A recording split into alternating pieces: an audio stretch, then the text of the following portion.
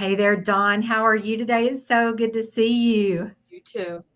Awesome. Well, you just got back from an exciting trip. Thank you so much for taking time out of your schedule to meet with me, talk about our amazing book up until now that's coming out in November of this year in 2022.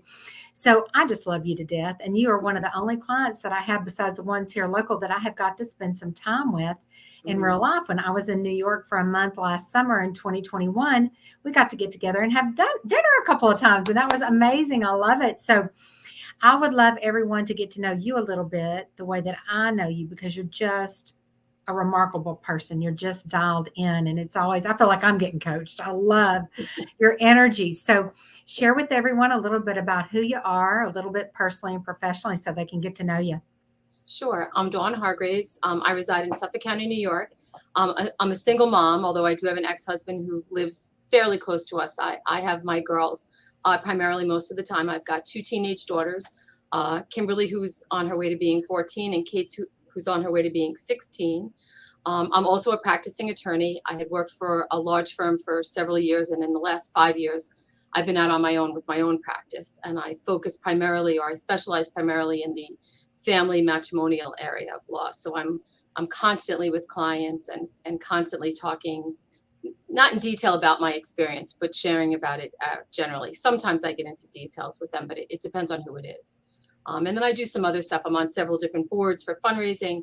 I also ran for office a couple of years ago, so I'm an elected official at a local waterfront village that my daughters and I spend the summers at. So we're quite busy. Oh, yes, you are very busy, but you know what? We've been working together. We took a little break through the holiday, but we first met last summer and we met in real life. We actually, yeah, it was summer because I was in Mhm. Durango. So it was June, I do believe. So tell everybody about meeting. And it was such a serendipitous thing, right? That synchronicity that brought us together, and then kind of about our work together and what has manifested or what's come out of all of this for you, what your journey. Right. So what happened with me is that I had I don't want to say suffered at this point because I think it's different for me now, but I had gone through a tremendous amount of loss. My mom had died on St. Patrick's Day of 2021. A long-term relationship that I had been in with the person who I thought I was going to spend the rest of my life with ended, and I didn't just lose him. I lost my two stepdaughters as a result of no longer having that relationship. Two girls that I really love and loved and still do.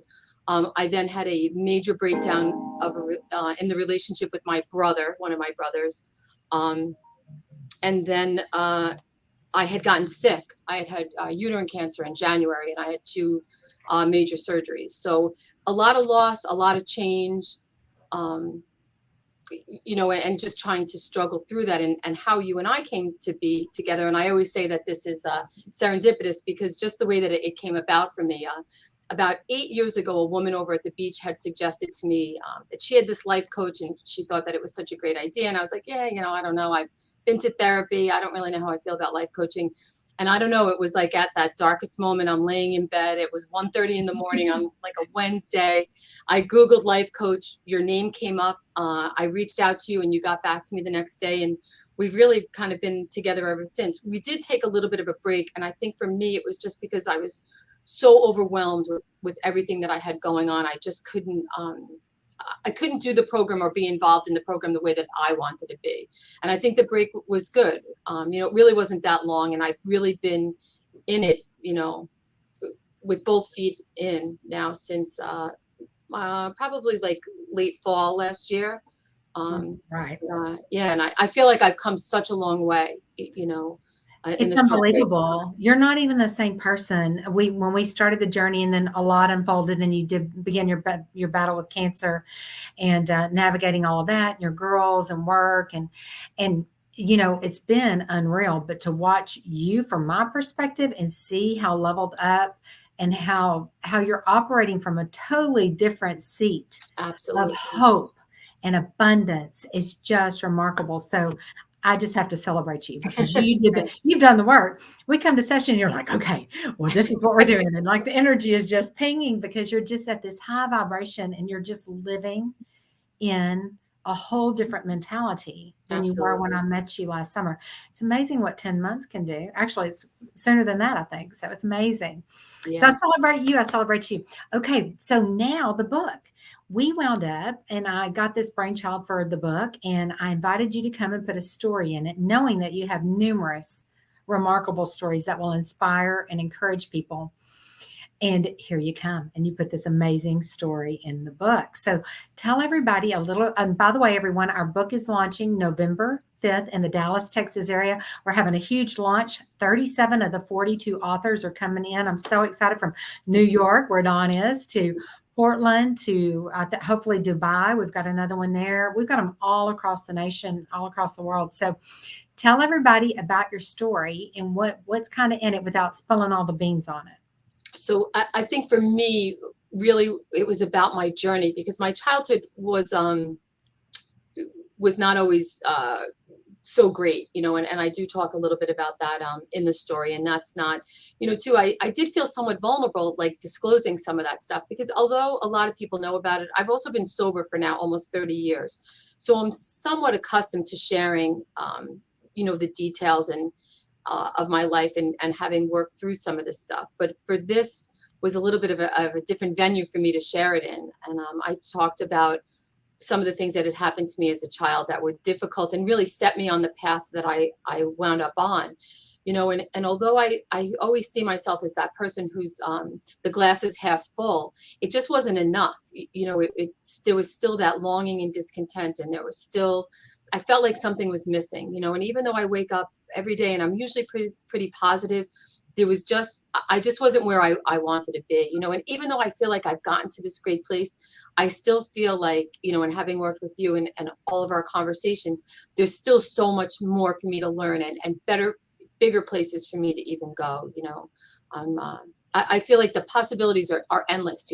There's just no stopping me right now. Oh, that's the energy. Every time we work together during the week, that's exactly what I feel. And you just came back from a dream trip. You've got, yes, I want to go back to your story for a minute. I don't want to just gloss over it. But yes, it is a vulnerable story. And I celebrate yourself opening up and allowing that to be shared to inspire and encourage other people that may be reading it. So, but share with everybody, you just went on a dream trip, and I just celebrate you for going with some gal pals to this amazing trip and then coming back and doing something amazing out of that, taking massive empowered action. Yeah, this is one of my bucket lists. Now that I'm in my late 50s, I now have a bucket list, which I didn't have before. Yeah. But I had the opportunity to go to Kenya with 5 other women that I'm friendly with from over at the beach, and it was just an absolutely phenomenal trip. We flew into Dubai, and then we flew from Dubai into Kenya, and it was just astounding, almost somewhat overwhelming. And I was trying to describe it to you even earlier, and it's almost hard to talk about to some degree because you're out. In the desert, in the bush, and you're watching, I'm 4 feet away from a lion who just killed a zebra who's another 4 feet away, and that whole circle of life thing. But then to see there's the devastating poverty that exists there, and then for me to be staying in a 5-star hotel at night, it was very, and I think I was describing it to you as like, it's almost conflicting for me, and while we were there, one of my girlfriends, Diane, who I was with, we had called back to New York. We set up a 501c3 already.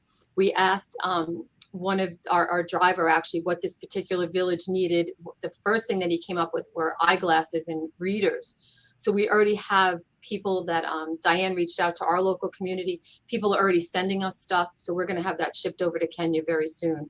And then we also got my daughters involved, Kate and Kimberly, and then another girl that they're friendly with, Sophia. So the 3 girls will be running this 501c3 actually, and getting the goods over to Africa. Yeah. It's interesting that you're saying eyeglasses. I'm not sure if you're aware of this but I'm part of our local Lions Club here, Lions Club International, and they bring in enormous amounts of glasses that you can utilize and send over if you want to. So see if you can partner with them if you've got That's a great. pair. I would definitely reach out. Yeah, thanks. I Yes, you appreciate bet.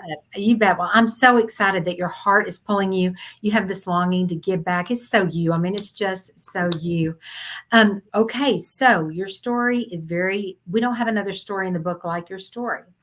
It's very detailed, and it's very to the point, of a journey that you traversed with AA and some different things and what you Right. discovered in the journey without giving it away, right? So, um, who do you hope picks up this book, opens it to your story, and finds some hope, finds some insight and some wisdom from what you've put on these pages? What Yeah. is your avatar reader? I did think about that, before you and I are speaking today, and it's really anyone who's doubting themselves. And I think that was my biggest obstacle was, as much as I still got up every day and I'm like, yes, I can do this.